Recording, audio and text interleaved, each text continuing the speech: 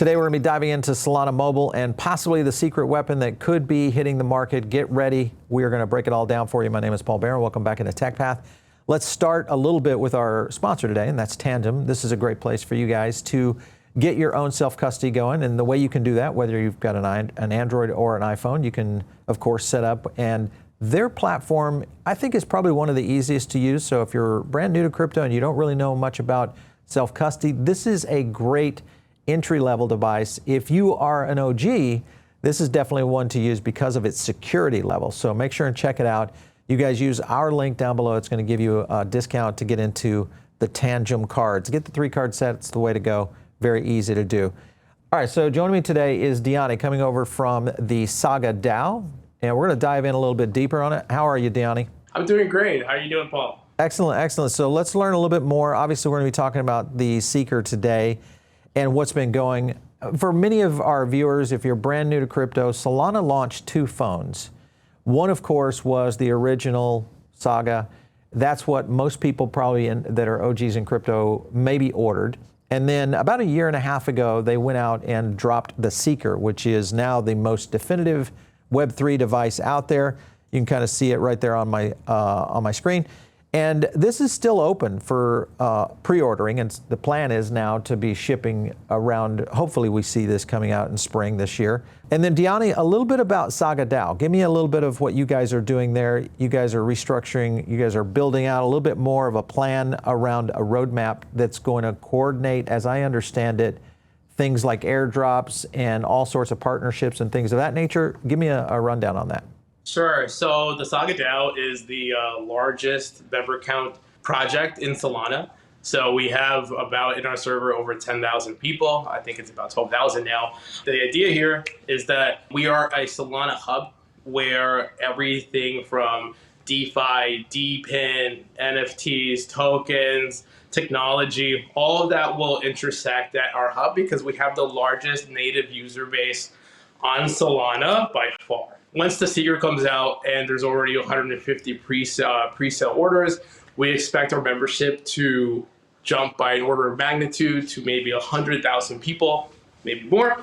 And we want to be a Solana hub where all of the projects can communicate with their most native users. And also we are using our validator as a funding source to innovate and build more apps on the dApp store for the Solana blockchain and be able to leverage one of the most intuitive communities and the most honest communities about Solana products and leveraging that into the future where we can build some of the most user-oriented and user experience-focused apps and dApps. Well, I think the success for Saga in terms of the amount of airdrops that were done, if you look at checkphone.xyz, you can kind of see the current listing. And we've got everything in here. Bonk was kind of the leader that really set the tone, I think, for mobile devices getting airdrops. That was, I think, still one of the things that re-energized Solana as a token with the original Saga. And of course, you can kind of see Pengu's, of course, joined that list, and a whole slew of other tokens now valuing, and that's not even including a Klenos if you were able to get one of those dropped in. But that's still valuing almost double that of what the phone cost someone, and pretty amazing value when you think of buying a device and basically you get it paid for just by buying a device. So that, of course, starts to shift a little bit into the Seeker, which is, if you go over to Tulu, I don't know if this one's updated because they never really list some of the new airdrops that I've seen. So those lists that you showed me are actually very outdated. We are very active in the Saga DAO, so I would just suggest anyone who does have a Saga phone or is on Twitter, just follow our account, go into the server. We have countless other collaborations we did, from XNet to, like you mentioned, Pengu, but Saga Monks and the Solana Foundation. We have so many more collaborations than what is listed in there. Those are third-party sources. So I would just suggest for you to go to our main page and just stay updated and engage with us, participate with us, and you'll be up to date. So for the Seeker, we've already surpassed the amount given out to community members. I believe that we've already airdropped over $1 million to the Seeker. To answer your question in a shorter form, yeah, we already surpassed that, and the phone hasn't even come out yet. I think it is a no-brainer, Paul.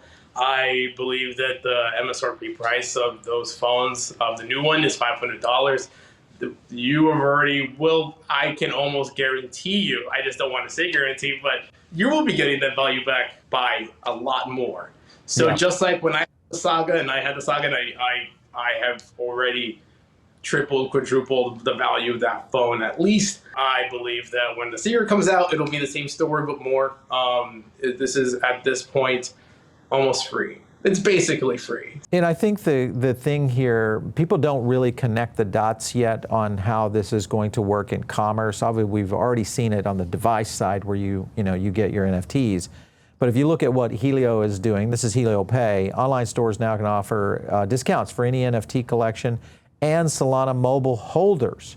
And I'll kind of zoom in on that a little bit. If you guys know that, right there's a Solana Mobile holder. That was pretty cool for that to be able to be enabled on a e-com platform or possibly maybe a restaurant chain, et cetera, that could jump into this. That's going to, again, get back to your point of potential high-level adoption. Beyond that, you look at Solana Mobile, Solana Spaces relaunched. You got Helium Mobile now that has joined the program. It's going to be a long-term partnership on these pop-ups.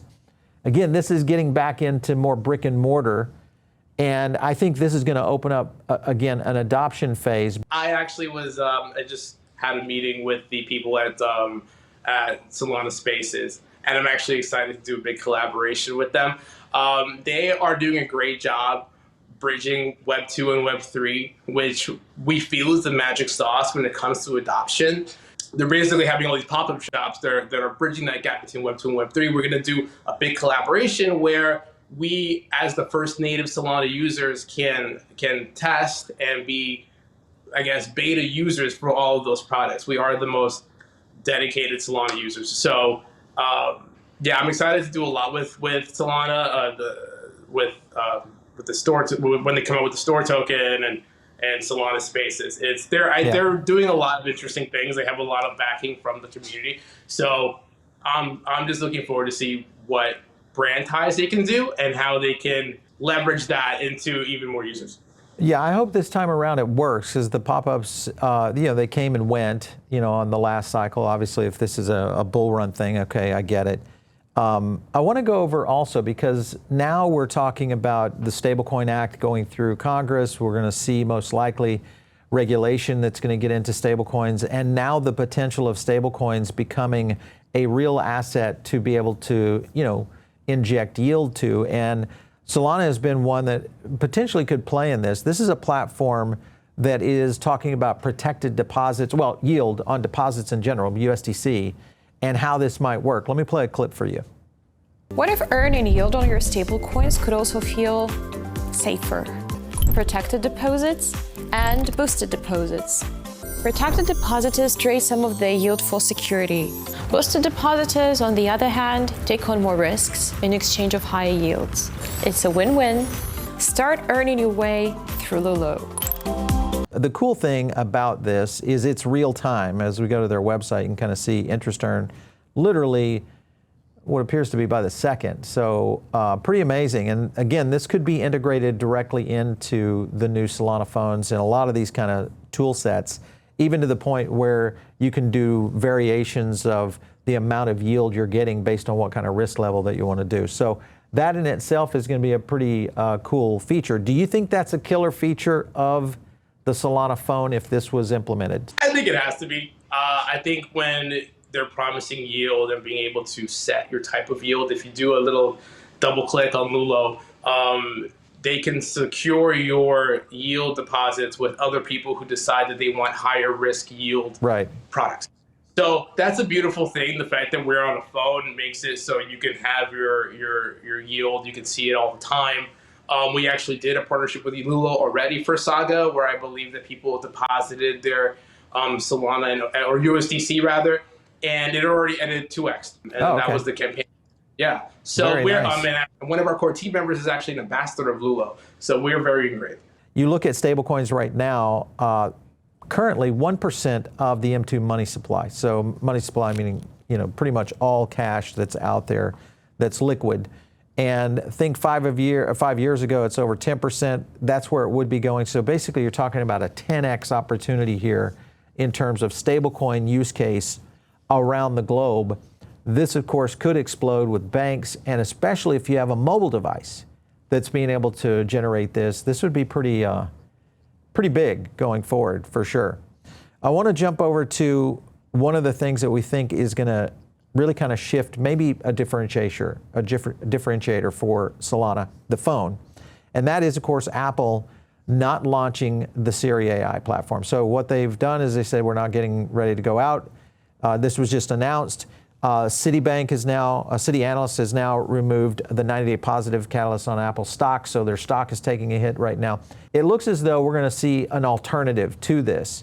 And when you look at what is happening right now, because I want to go over to a clip, because Solana has an alternative to a phone device for AI. Let me play this clip for you guys. Take a look. Good morning, Sona.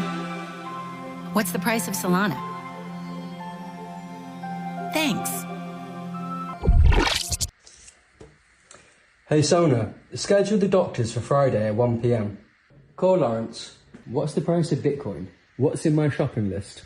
Your shopping list consists of the following: eggs, flour, milk, generational wealth, diamond hands. Of course, Apple were very successful already, but many people credit Siri as the breakthrough that caused Apple's stock to really take off. It is well documented that Apple sold the most phones they ever have in a week right after they introduced Siri. Do you think this is going to be better than what we'll see maybe on the Apple ecosystem out there? Because this is really going head to head with the Apple devices. I believe so. I believe that the Saga phone is a direct competitor to Apple in a lot of ways. So, you know, along with the App Store, where they charge 30%, our App Store charges 0% for creators. Yeah. When it comes to AI, I feel like Apple is honestly behind the curve. When you're talking about Tar, that's an amazing product where basically you have a whole bunch of different AI agents that you can call directly, and then they all interact with each other. Very interesting. But there's also a whole bunch of other AIs that are coming up on the Solana blockchain, where people are making apps for market watching, for news updates, for doing logic, for deving.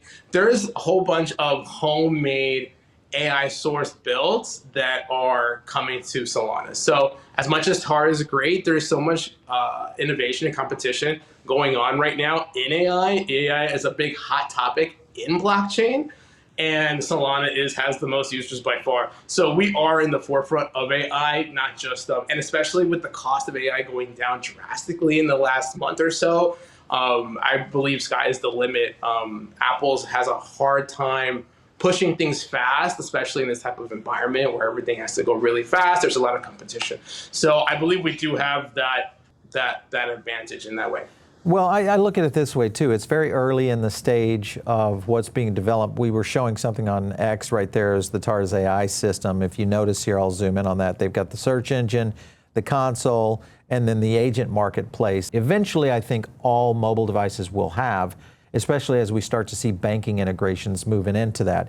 But if you look at TARs themselves, this is a grant recipient from the Solana Foundation right there. It looks like this is coming by the end of the March. So optimized compatibility with Grok, leveraging its capabilities. So I think Elon's probably in a position where he's trying to open this up a little bit to a sense of being able to leverage some of these other tool sets, especially on mobile devices, which would eventually tie into possibly the X app itself going forward. So, man, there's just so much going on in mobile that I think is going to be very centered around AI. And of course, the device that could do it all is the Seeker. So, Solana Mobile, if you're listening out there right now, do not waste time. We need this mobile device on the market ASAP. Because contactless payments, we are now at critical mass. This is coming from a MasterCard poll. And the amount of data and the amount of money that's coming through this is ridiculous. Look at this. Grocery, 85%, pharmacy, 39%, retail, 38%, fast food, 36%. This is what people are using in terms of contactless payments. I'll zoom in on those data points in case you guys are watching. When you look at contactless payments, And who has been really the leader of this? I would have to say Apple Pay has been the one, but I use Apple Pay all the time. Do you think Solana Pay can compete with that? Yes, absolutely. Solana is mentioned now in press releases from the White House. Yeah, so crazy. Right? So, the president right, himself is throwing that into his bag. Well, and rightly so. You got 15.7 trillion people or dollars out there that potentially can be in the mobile payment cycle. And when you have that much market available, and you think about payment systems and rails, right now it's mostly been Apple Pay. If Solana gets a slot in here, man, this would be an explosion opportunity. But again, it depends on how many devices they ship. I mean, look at these on and off ramp right there. I mean, you see Stripe, of course, leading it. Banks, so that's more European. But there's a lot in here. Obviously, Circle, quite a few. I want to jump over to a clip real quick. This is the general manager for Saga, and he's talking about UX, which I agree with. Listen to what he had to say. For many users who are using anything that's crypto related on their phones right now, they're doing it through one of the apps that's approved by Apple and Google, the Coinbases of the world. Or people are downloading their wallet apps and then going to the browser tab and then basically just like cruising the internet from a browser in their wallet app. Neither of those are great experiences. Or, hey, if you want to use an app, well, if you pay us, it's pre-installed. Or Apple and Google change their policies, which if they do, it's going to take some time. Or there are alternative marketplaces like ours that give builders true, real distribution. Do you think Saga could actually kill a Coinbase-like thing when you think about DApp interaction with the wallet? Yeah, I do. As a device that's on your hand, there's nothing that isn't doing that Coinbase isn't doing, except that Coinbase is backed by the FCC. That's a bonus for them. But for Solana, especially this phone, the uniqueness about it is that you have that ability, like he said, to have that very seamless transaction with whoever merchant you're using. We can verify in this DAO that every single person who has a device is connected to a device. These are real people, right? So that I think is revolutionary. There is no other real product like that where you can tie a wallet with an actual human being. It's been an actual very big issue historically until now. So, for us, for our DAO, it's one device, one vote. Usually when it comes to DAOs, there is a gamemanship about it where people can just buy a lot of the token and then have more decision making in that DAO. For us, it's different because we know that one person is one device. I think you're onto something there, because the key there obviously is kind of bridging the gap for digital ID. Obviously, banking going to be all in one. This will be the first device. It's definitely a next generation device function, not necessarily in the form factor, but at least in the device function. Speaking of function, I want to jump over to gaming real quick, because I know we've been running here for a while. Shaga Cloud Gaming with Solana Seeker. So we're going to play a clip for you guys to give you kind of a framework of what's happening on the gaming front for this phone as it rolls out. Take a look.